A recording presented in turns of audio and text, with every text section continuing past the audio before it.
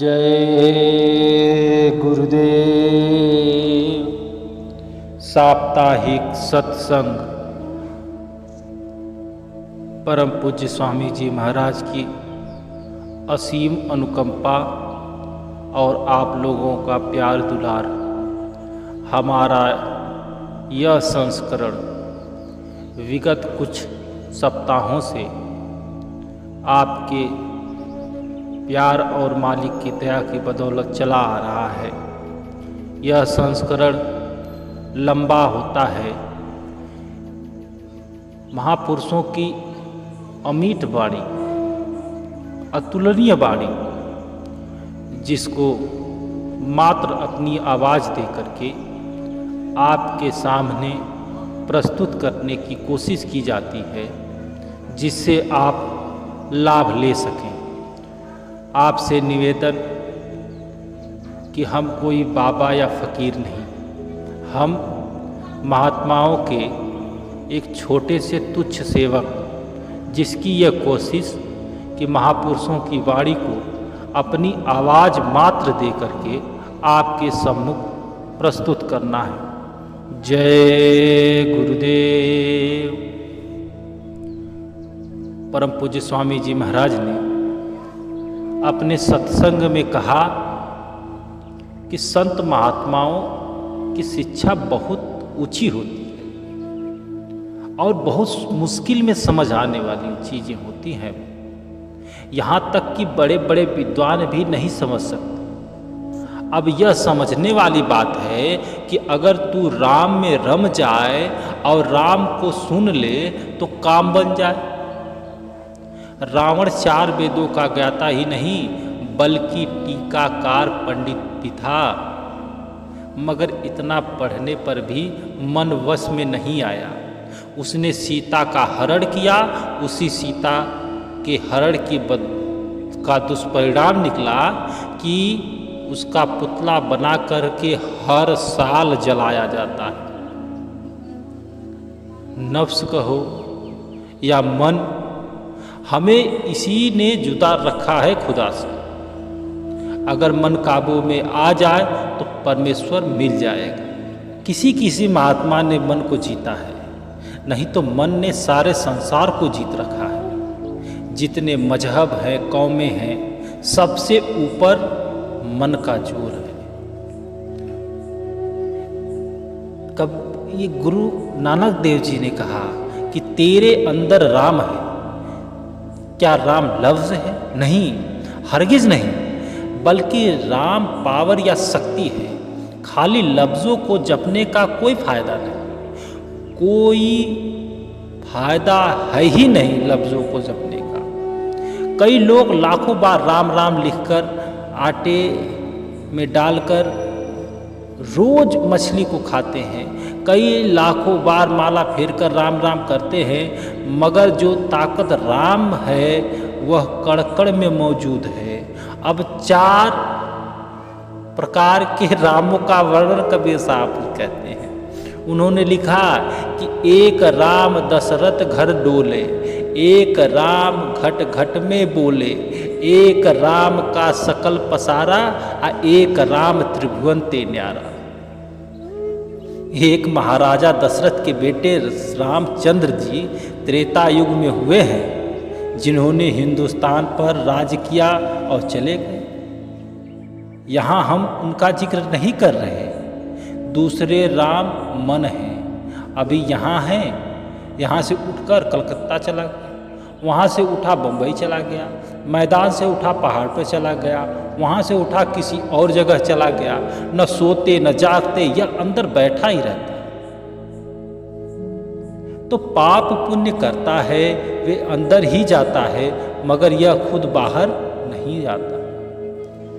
यह जागते हुए भी बाहर है, यह सोते हुए भी बाहर है।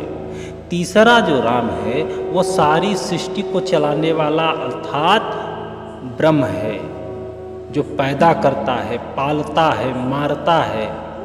और चौथा राम सतनाम है। सारी दुनिया की मजहबी किताबें उसी की महिमा करती हैं, मगर हम किसी जमान से उसको नहीं बुला सकते। न अरबी, न तुर्की, न फारसी, न हिंदी, न अंग्रेजी, कोई और नहीं। वह किताबों में नहीं मगर किताबों की महिमा करती है। जो किताबें हैं बस उसकी महिमा करती हैं, वो किताबों में नहीं है। अगर उन किताबों को कहें कि लाओ तो वे कहती हैं तेरे अंदर है। हे पुरुष, जो कुछ है तेरे अंदर है, बाहर कुछ नहीं। यही मौलाना रूम कहते हैं। अगर तू आधी रात को सूरज देखता है तो मेरे साथ बात कर। सुनने वालों में से हैरान होकर किसी ने पूछा कि हजरत वह किसके अंदर चढ़ता है? तो हजरत साहब ने फरमाया कि जो पवित्र रूहें हैं उसके अंदर चढ़ता है, और जब चढ़ता है फिर रात और दिन में फर्क नहीं रखता। सो जिनका अंदर पर्दा खुल गया, यह उनका नाम राम है।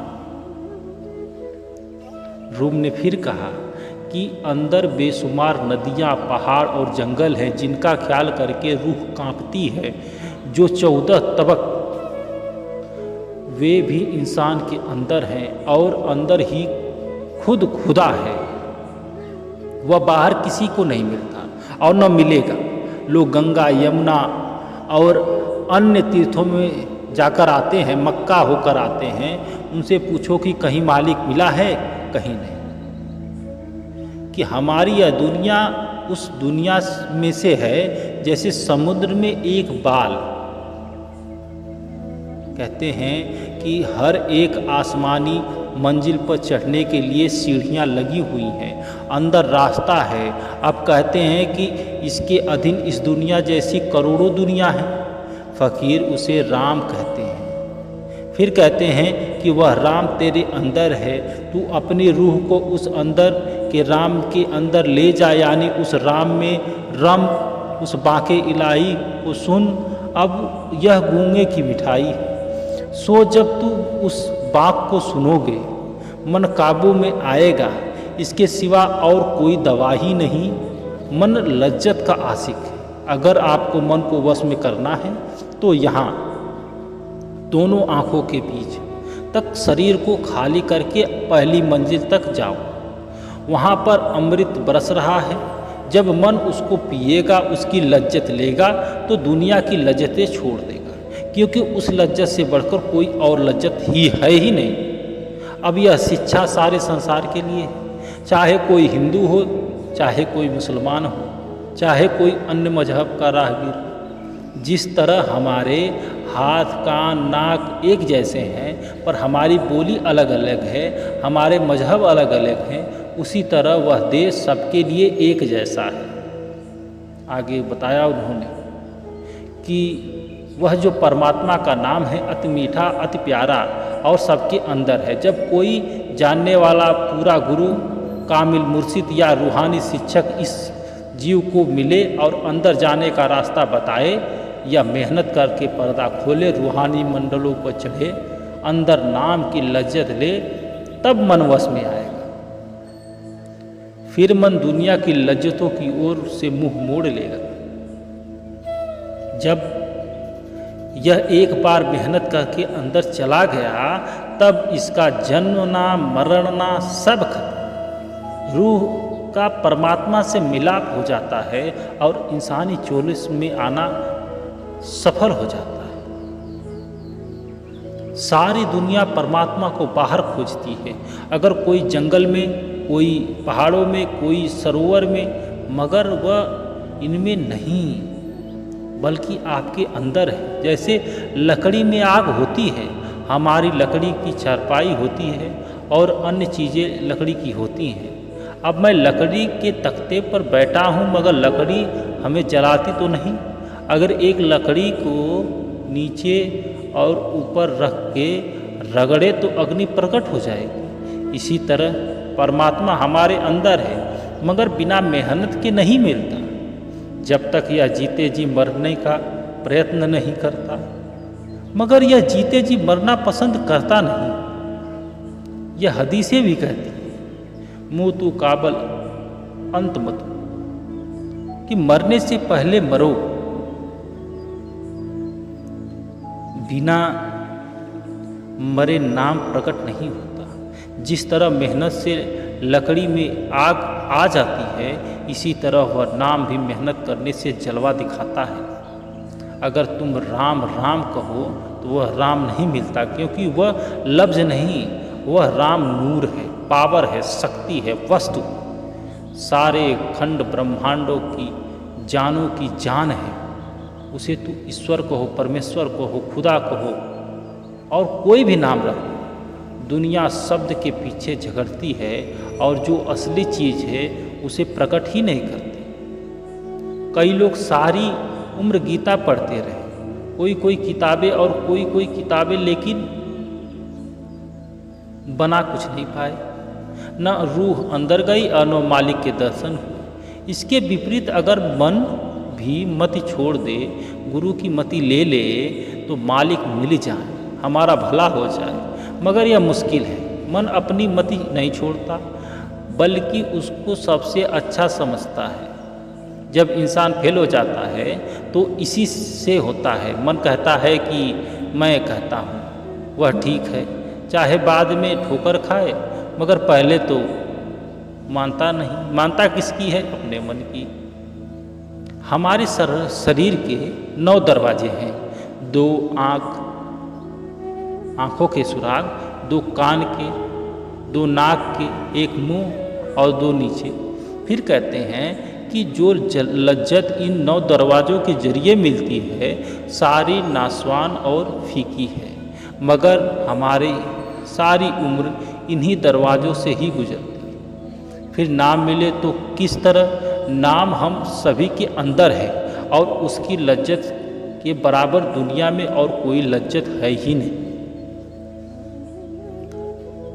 बाबा फरीद कहते थे कि शक्कर मीठी है, चीनी मीठी है, मिश्री मीठी है, गुड़ मीठा है, शहद और भैंस का दूध मीठा है, मगर जो लज्जत तेरे नाम में है वह दुनिया की किसी चीज़ में नहीं है। जितने भी महात्मा हुए हैं सभी कहते हैं कि जब आप 9 दरवाज़ों को छोड़कर ऊपर चढ़ोगे तब वह लज्जत मिलेगी। मगर जो मन है, यह महात्माओं की शिक्षा सुनी अनसुनी कर देता है। फिर वह लज्जत मिले तो मिले कैसे?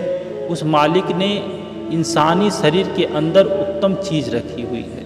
अगर यह अपने अंदर जा कर के उसको लेता नहीं तो यह बढ़कर खोटी किस्मत वाला हो जाता है। एक पारस पत्थर होता है, जिसे लोहे से स्पर्श करा दिया जाए तो वह सोना बन जाता है। एक साधारण पुरुष, वह भी लोहे के समान है, और एक सतगुरु पारस की तरह होता है। जब इनका संपर्क होता है तो ये जो लोहे की शरीर बनी हुई है, उस सतगुरु रूपी पारस से स्पर्श होकर के सोना बन जाता है। जो हमें 10, 20, 50, 100 साल के लिए मिला है यह शरीर, हम भोगों की लज्जत समझते हैं और सारी उम्र इसमें गंवा देते हैं। हालांकि यह लज्जत नहीं बल्कि जहर है। जो असली लज्जत है वो मनुष्य के अंदर है, और जो देवता उस लज्जत के लिए भी तरसते हैं। मतलब क्या कि इस कद्र नहीं, हम इसकी कदर भी नहीं करते। यह किराए का मकान है, अस्थाई है, इसलिए जितना हो सके इससे फ़ायदा उठा लो। नहीं तो जब मौत आएगी तो यह यम आके कहेंगे चलो, वे ज़बरदस्ती आकर तुम्हें उठा ले जाएंगे, मगर यह समझते हैं कि हमें मरना ही नहीं, मरने वाले और कोई है। यह शैतानी किसकी है? मन की है। जितने झगड़े खड़े किसने किए? मन ने किए। वरना न तो कोई कौम हमारी दुश्मन है और न कोई मजहब हमारा दुश्मन है। अमेरिका, जापान, जर्मनी, अन्य देश में किसने लड़ाई करा रखी है? मन ने लड़ाई करा रखी है। नहीं तो सारे भाई भाई हैं, किसी से किसी का बैर ही नहीं। वह अमृत, वह परमात्मा तेरे अंदर है। जब तू 9 दरवाज़ों को छोड़कर 10वीं गली में चढ़ेगा तब वह तुम्हें साक्षात मिल जाएगा। मैं तुझ से 2 चीज़ मांगता हूँ, एक साधक कहता है। एक मुर्शिद का मिलाप, दूसरा तू। अगर रब मिल गया तो बाकी सारी चीज़ें मिल गई। अगर दात मिल गई और वह ख़त्म हो गई तो फिर मांगने की ज़रूरत ही नहीं पड़ती। इसके विपरीत दाता को पाने के बाद फिर किसी चीज़ की ज़रूरत ही नहीं रहती। हरि रस आबे हयात को कहते हैं, वह इसके अंदर है। अब कहते हैं कि मैं कामिल मुर्शिद और तेरे सिवा कुछ नहीं मांगता। जिस तरह इंसान का शरीर है, इसके अंदर एक बड़ा भारी शहर है, फिर इसमें ब्रह्म, पार ब्रह्म, देवता, फरिश्ते, कुल मालिक, यहाँ तक कि सारी दुनिया है। इसे चाहिए कि किसी पूर्ण गुरु कामिल मुर्शिद के से मार्ग लेकर के उस शहर में दाखिल हो जाएं और सौदा खरीद लें। अब सवाल पैदा होता है कि सौदा क्या खरीदना है? कहते हैं कि परमात्मा। और सौदा कौन सा? जिस तरह से बाज़ार में जो सौदा अच्छा लगता है हम वही खरीदते हैं, इसी तरह अंदर जाकर हम परमात्मा का नाम खरीदेंगे, क्योंकि इससे बढ़कर कोई और प्यारा सौदा है ही नहीं। अब कहते हैं आदमी से बढ़कर कोई रचना नहीं। यहूदी कहते हैं कि परमात्मा ने इंसान को अपनी शक्ल पर बनाया। हिंदू कहते हैं कि यह नर नारायणी देह है। इसी तरह मुसलमान कहते हैं कि यह अशरफुल मखलूक़ात है। अगर ऐसे शरीर को पाकर पर्दा नहीं खुलता तो फिर आगे कुछ है ही नहीं, बस बदनसीबी है तुम्हारी। जो इसके अंदर जौहर है, जो ताकत है, जो लज्जत है, वह कब मिलती है? फिर खुदा भी जवाब देता है कि यह दौलत कामिल मुर्शिद की सेवा से मिलती है, मगर मुर्शिद शिष्य की एक पाई भी नहीं लेता, क्योंकि मुर्शिद दाता है, मांगता नहीं। बाकी रही तन की सेवा, एक नौकर रोटी मांगने के लिए और एक अन्य सेवा के लिए सेवक है, लाखों की संख्या में है। असली सेवा गुरु का हुक्म मानने में है। वह कहता है कि 9 दरवाजे से ऊपर आओ, मैं खड़ा हूँ। फिर वह हर मंजिल पर तुम्हारे साथ होगा। अगर फिर भी हम पर्दा नहीं खोलते तो हमारा ही कसूर है। बड़ों बड़ों को पता नहीं कि मुर्शिद की सेवा क्या है। अब कहते हैं कि इसके अंदर नाम है, कीमती से कीमती जौहर है। अगर यह रूहानी मंजिलों पर चढ़े तो वह दोनों हाथों से देने के लिए तैयार है। वह मालिक अगम अनामी है। अगम उस देश को कहते हैं जहाँ कोई नहीं पहुँच सकता, फिर भी मुर्शिद वहाँ पहुँच चुका है। जो वहाँ पहुँच चुका है वह अगम है। इसलिए तुम मुर्शिद को आम इंसान मत समझो। इंसान अंदर अमृत का समुद्र भरा है। जब यह मुर्शिद की हिदायत के अनुसार नाम का अभ्यास करेगा तो वह उसके अंदर खंड ब्रह्मांडों पर ले जाएगा। अंदर वह नाम है, वह बाक़े इलाही हो रही है। जब यहाँ सहस्रदल कमल में पहुँचेगा वह धुन इसे खींच लेगी। परमात्मा एक शक्ति है और मुर्शिद भी ताकत है जो आत्मा का परमात्मा से मिलाप करा देती है। जय गुरुदेव।